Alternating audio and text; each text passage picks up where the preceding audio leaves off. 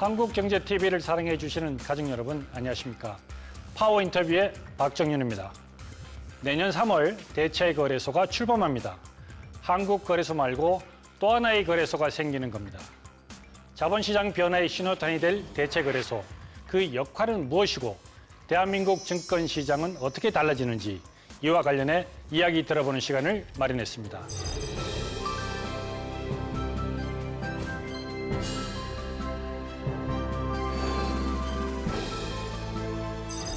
우리나라 최초의 대체거래소 넥스트레이드 김학수 대표를 소개합니다.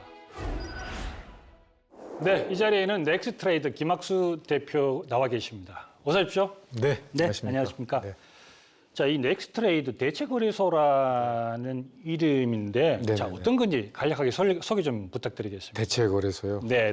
이게 얼터너티브 트레이딩 시스템이라는 영어를 번역한 겁니다. 네네네. 어렵죠. 예. 법상으로는 사실 이게 다자가 매매 체결 회사입니다. 더 어렵죠. 뭔지 하나도 모르십니다. 네. 그 대체거래소 하면 또 대체 상품을 거래하는 거 아니냐. 뭐 이런 질문들도 많이 하시는데 엄밀하게 얘기 드리면은 한국 거래소와 같은 그런 메인 거래소를 대체해서 좀 거래를 할 수 있다. 그런 의미에서 대체 거래소고요. 사실 뭐 메인 거래소하고 서로 보완 관계를 가지면서 경쟁한다. 그런 측면에서 일부 대체 관계도 있다. 그래서 그냥 쉬운 말로 대체 거래소라고 얘기를 하는데 그 용어도 어렵습니다, 사실. 네네. 자, 오늘은 진짜 우리 그 가족 여러분들이 네네. 공부를 해야 돼요. 진짜 네네. 경제 공부하려고 오늘 저 대표님 모신 건데 이게 지금 아직 우리가 가보지 않은 길이잖아요. 네네, 맞습니다. 그러니까 이제 이게 내년 이제 초쯤에 네, 내년 초쯤에 개장을 할 걸 목표로 네네네. 지금 여러 가지 일을 진행시키고 있습니다. 네.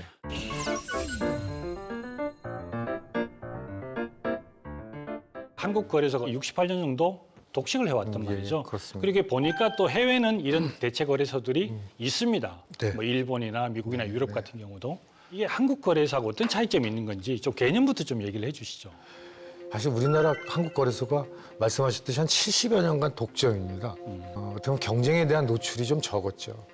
반면에 다른 나라를 쭉 보면은 한국 거래소와 같이 메인 거래소라고 할 만한 것도 두세 개 돼. 미국도 뭐 우리가 잘 알고 있는 나이스도 있고 나스닥도 있지 않습니까? 일본도 마찬가지입니다. 동경 거래소가 있고 그건 규모 작지만 오사카 거래소도 있고 그렇습니다. 이 거래소가 굉장히 좋은 시스템을 구축하고 있음에도 불구하고 네. 어떤 경쟁에 대한 노출이 적었기 때문에 변화와 혁신에 대한 대응 속도가 좀 늦지 않았느냐라는 그런 어떤 시장의 의견이 있습니다. 네. 우리도 이제 자본시장 규모도 커졌으니까 좀 투자자들의 다양한 니즈도 생기고 이런 니즈를 수용할 수 있는 어떤 그런 계기를 좀 만들자 바텀업 방식으로 이런 어떤 회사를 갖다 설립하게 됐습니다.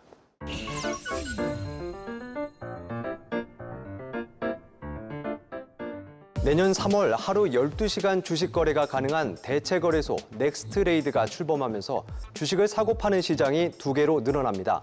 결국 이제 저녁에 투자하는 삶으로 이제 변화가 될 수도 있잖아요. 네네네, 그렇습니다. 예. 그러면 이게 이제 저녁에도 주식 투자가 가능하다는 그 얘기인데 이게 시간이 언제부터죠? 저희가 이제 아침 8시부터 저녁 8시까지 거래, 12시간 거래라는 걸 갖다가 어떻게 보면 하나의 큰 비즈니스 모델로 이제 삼고 있는데요. 네. 정규 거래소하고 저희하고 다른 게 뭐냐 도대체. 많은 투자자들은 그렇게 물을 겁니다. 저는 이제 4가지 얘기를 합니다. 일단 속도가 빠르다. 거래 수수료가 싸다.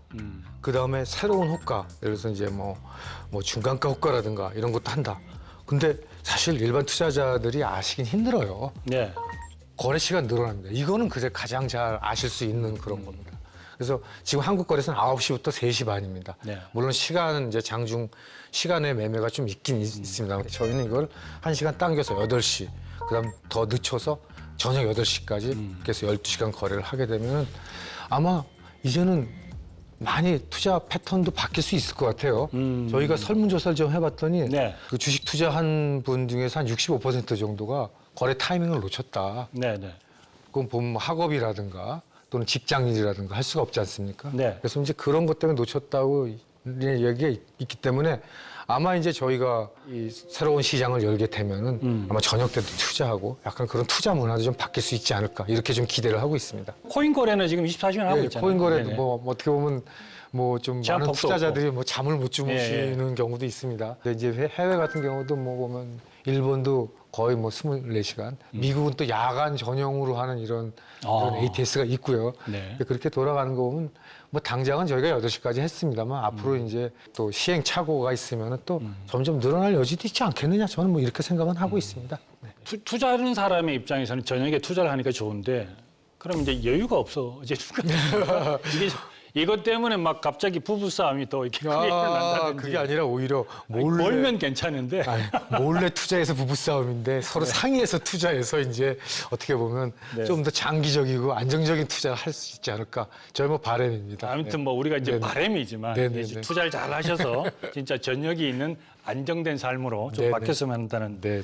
뭐 그런 생각도 좀 합니다. 네네네. 대표님께서는 이제 금융당국 출신 1호의 금융결제원장을 역임하셨습니다. 네네. 근데 네. 대표님 평소 뭐 여가 시간 같은 건 어떻게 보내십니까?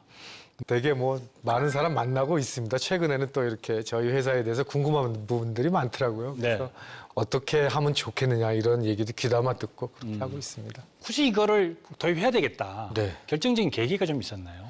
제가 이제 그 공무원 할 때 이 제도를 도입했습니다. 제가 2013년 그때 자본시장 과장이었는데 네. 그때 이제 어떤 그 경쟁에 대한 노출을 좀 시키자 우리도 한 해외처럼 그렇게 해서 추진을 했습니다. 그 한 10여 년 동안 사실상 생기질 않았거든요. 그럼 이제 그 당시에 이제 정부라든가 여러 이제 정책 그 결정자들은 생각하기에 조금 어떻게 보면 시장보다 좀 앞서갔던 거 아닌가 이렇게 생각을 합니다. 네네. 그래서 아무튼 제도는 그렇게 만들었지만 생기지 않았는데 지금은 우리나라 일평균 주식 거래량이 20조입니다. 2013년, 4년 그때만 해도 한 7조 원이 안 됐거든요. 네. 그러니까 굉장히 한 3배 이상 벌써 볼륨이 커졌죠.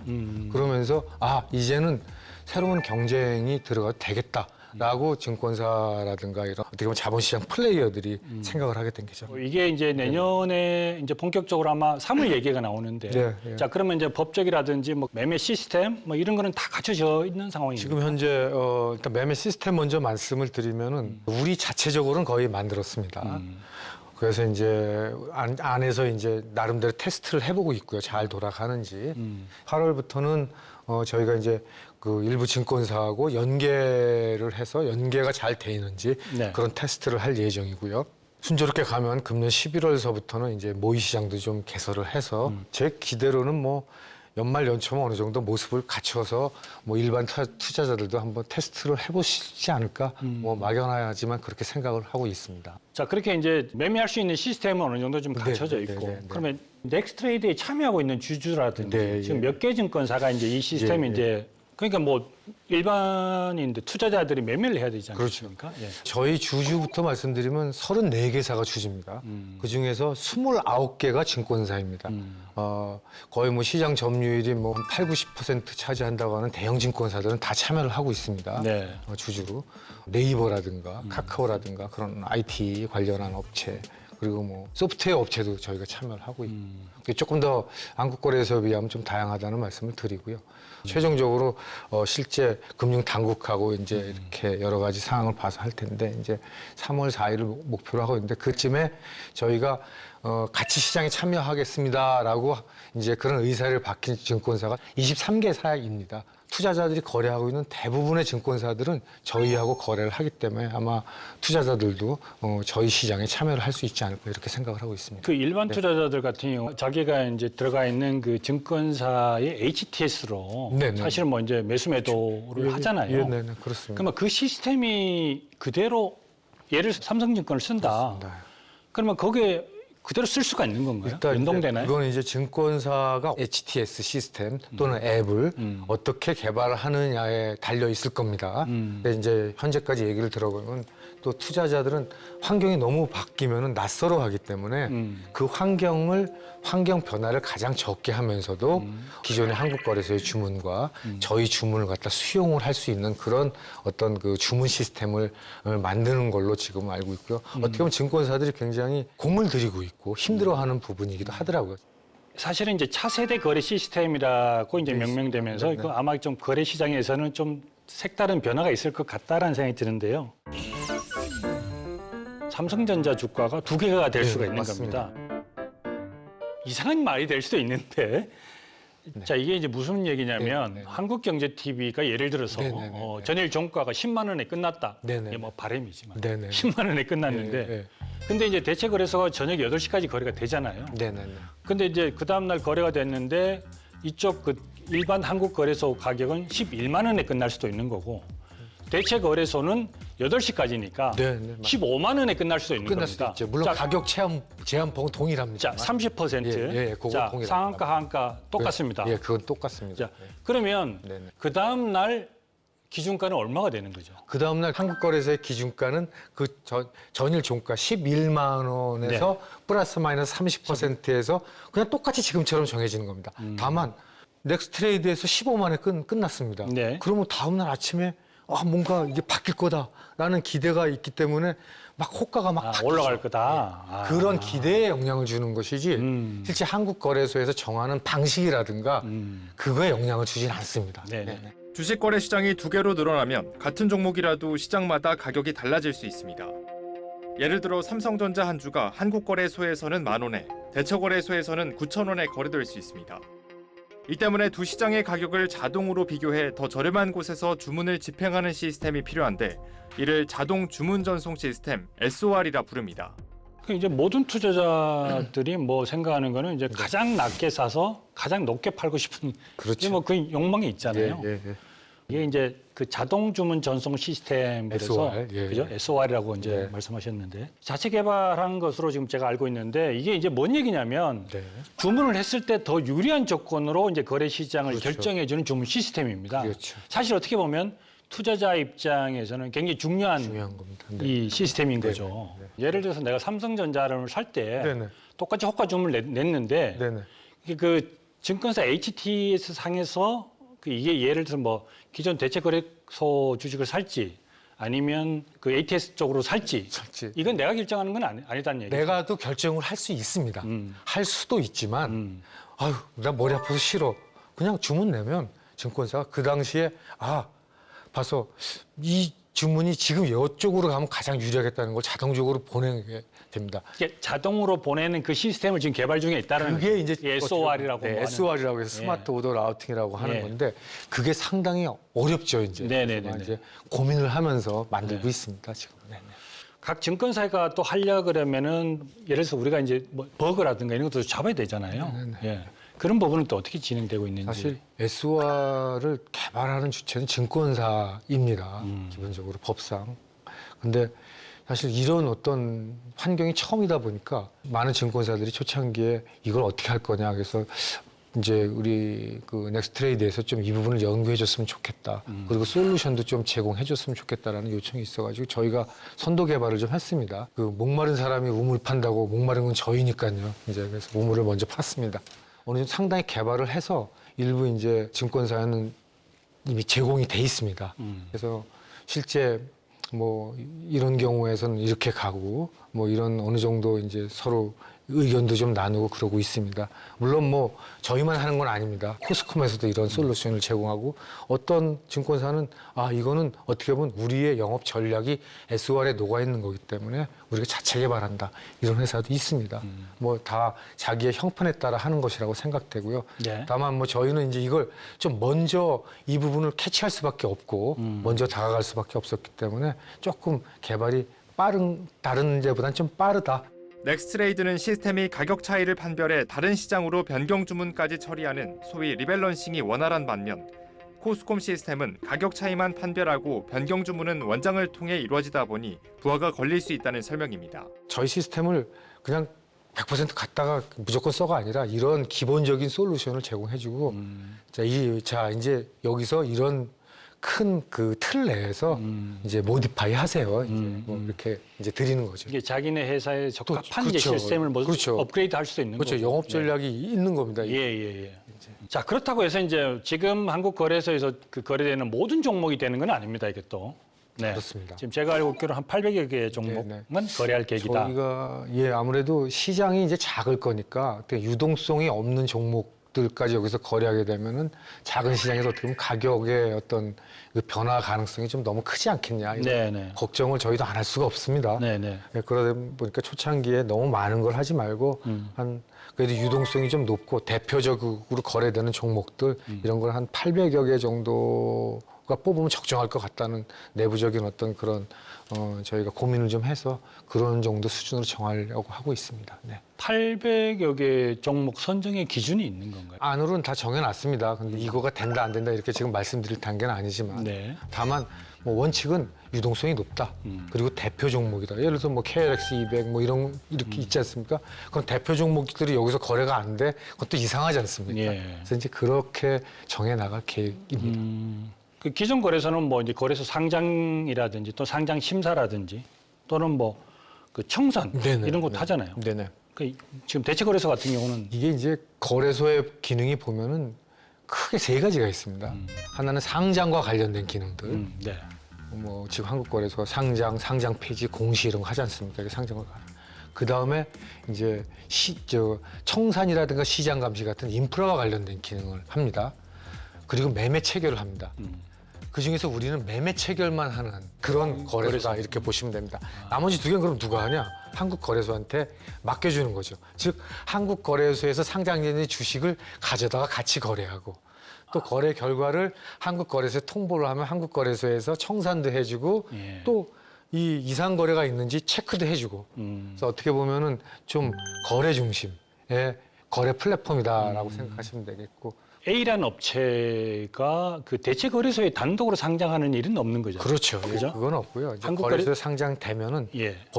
법적으로 저희도 같이 거래를 할 수가 있게 되는 겁니다. 800여 개 종목은 뭐 코스피만 된다, 코스닥만 된다 이건 아니고 아니고 다 됩니다. 다 이제 네네, 합해서 이제 다할수 어떤 있습니다. 내부 규정이나 내부 기준에 의해서 네네네. 이렇게 선정이 되고. 네네. 근데 이제 어느 시점이 되면 그게 탈락도 될 수도 있는 겁니까? 이제 그렇게는 생각하고 있습니다. 이게 이제 어느 기준이 있으니까 네. 들어오는 거고 기준에 미달되면 나가야 되죠. 그럼 나갈 때 그럼 바로 떨어뜨리냐 이제 이런 게 시장 혼란을 줄 수 있으니까 예. 나갈 때는 시간과 여유를 주고 이렇게 페이드아웃 시켜야 된다라고 이렇게 지금 내부적으로 생각하고 있습니다. 대체 거래 시장에서 이 공매도 주문 같은 것도 가능한가요? 네, 기본적으로 가능합니다. 저희가 이제 아침 8시부터 저녁 8시까지 하는데 거래소가 같이 운영되는 시간이 9시부터 3시 반입니다. 이 시간에 거래소가 공매도가 되면 저희도 공매도를 합니다. 다만 8시부터 9시 또 3시 반서부터 저녁 8시 여기는 안 됩니다. 공매도를. 왜냐하면 지금 뭐 혹시나 아직은 시장이 성숙되지 않았기 때문에 유동성이 어떨지 모르는 상황에서 공매도까지 허용을 하게 되면 또 가격 변동폭이 지나치게 클 수 있지 않을까라는 그렇죠. 걱정을 안 할 수가 없습니다. 넥스트레이드의 어떻게 보면 수익 모델은 사실 뭐 거래세라든 그거라고 봐야 되겠죠? 예, 그렇습니다. 거래 매매 수수료입니다. 수수료, 예, 네네네. 예, 많지는 않습니다만 결국 그 수수료를 통해서 저희 수입이 있고요. 또 이제 저희가 거래를 하면서 생기는 이제 데이터들이 있으니까요. 이 데이터들 갖다가 또 제공하면서 그것도 뭐 약간의 수입이 되지 않을까. 예, 제가 이제 그걸 여쭤보는 이유는 이게 이제 해외 사례를 보더라도 시장 점유율이 보면 어떻게 보면 10%에서 20%, 네, 20%면 맞습니다. 사실 많은 건데, 그렇습니다. 엄청난 건데요. 예, 그렇죠. 네. 10%를 넘어가게 되면 소위 이제 기업이 어떤 수익이 나야 될 거 아닙니까? 결국 네네네. 예. 그런 영업 전략 또는 뭐 우리는 이렇게 해서 이 정도는 갈 수 있다. 그런 경영 전략이 되면 어떤 게 있을까요? 현재 우리가 아까도 말씀드렸듯이 일평균 주식 거래는 한 20조쯤 됩니다. 뭐 적은 규모가 아닙니다. 저희가 한 마켓 시어를 한 10% 정도 가져가면은 네. 에비타 기준으로 감가상각 빼고 BEP를 맞출 수 있을 거라고 생각을 하고 있습니다. 10%만 넘으면 어느 정도 조금의 이익은 생긴다. 그래서 저희가 지금 목표로는 한 3년 안에 마켓 시어 10%를 가져갔으면 좋겠다. 그리고 말씀하셨듯이 일본이나 호주나 이런 사례를 보면은 물론 조금 거기는 오래 걸렸습니다. 초창기에 많은 시행착오가 있었기 때문에 저희가 그런 시행착오만 좀 줄이면은 뭐 3년 10% 정도는 그래도 갈 수 있지 않을까 이렇게 좀 생각을 하고 있습니다. 네. 지금 얘기들이 보면 이제 한국 주식 시장이 뭐 먹을 게 없다, 시장이 별로다. 그러니까 뭐 장투를 해도 뭐 크게 이제 뭐 득이 없다.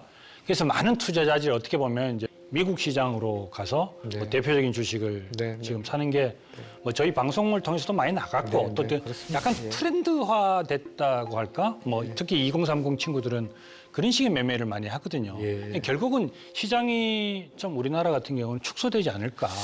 그러니까 그런 우려도 있습니다. 그런데 이제 이게 과연 자리 잡을 수 있을까? 축소에는 뭐 여러 가지 이유가 있을 겁니다. 우리 뭐 기업들 자체 어떤 일부 기업들은 뭐 기업 자체의 기초 체력이 약해서 실제 주가가 낮다. 뭐 이런 거는 사실 뭐 어떤 유통 시장에서 어떻게 할 수 있는 건 아니죠. 그렇죠. 예. 다만 이제 늦게까지 좀 거래를 해서 거래 시간을 갖다 좀 늘려가지고 그 시간을 고민하면서 할 수 있다. 이런 거 이제 저희가 이번에 이제 좀 제공을 해드리는 거고. 그리고 또 어떻게 보면 같은 뭐 상품이라도 조금 이렇게 포장을 좀 잘하고 이런 것들은 앞으로 뭐 증권사가 할 수도 있을 겁니다. 뭐 예를 들어서 ETF를 어떻게 만들어준다든가 이제 어떻게 보면 이제 제가 이제 드리는 그런 건데요. 이런 것들은 어떻게 보면 그 새로운 시장이 열리고 또 증권사들의 창조적인 아이디어가 생기고 그러다 보면 조금 더 좋은 상품을 투자자에 제공할 수 있지 않을까. 밖으로 나가는 수요도 기본적으로 있습니다만 또 밖으로 나가려고 했던 그런 게 여기도 괜찮아. 다시 또 뭐 들어올 수도 오프쇼 할 수도 있는 거 아니겠습니까? 뭐 그런 걸 기대하면서 이제 이런 시장도 개설을 하고 또 이렇게 좋은 상품을 만들려고 또 증권사들하고 이야기도 하고 그래야 되겠죠. 대표님의 딱 진짜 나 네. 아주 특별한 그리고 생각하고 계시는 그 경영 전략 딱 하나만 진짜 꼽은다면 이게 거래소보다는 작아요. 그러면은 투자자 니즈에 기민하게 반응할 수 있다고 좀 생각을 합니다. 몸집이 가볍습니다. 네. 거래소는 커다란 그 벌크선입니다. 뭐 이렇게 만나다가 틀려면 한참 걸려요. 그러나 저희는 쾌석선입니다. 작고. 네. 그러니까 빠른 변화에 기민하게 대응할 수 있습니다. 그래서 저는 변화에 기민하게 대응하겠다. 아. 그래서 뭐 새로운 주문 방식 지금 저희가 뭐 몇 가지 소개를 했지만 네. 앞으로 뭐 더 많은 그런 주문 방식도 소개할 수 있을 거다. 저는 그렇게 생각해서 좀 기민하게 투자자에게 다가가겠다.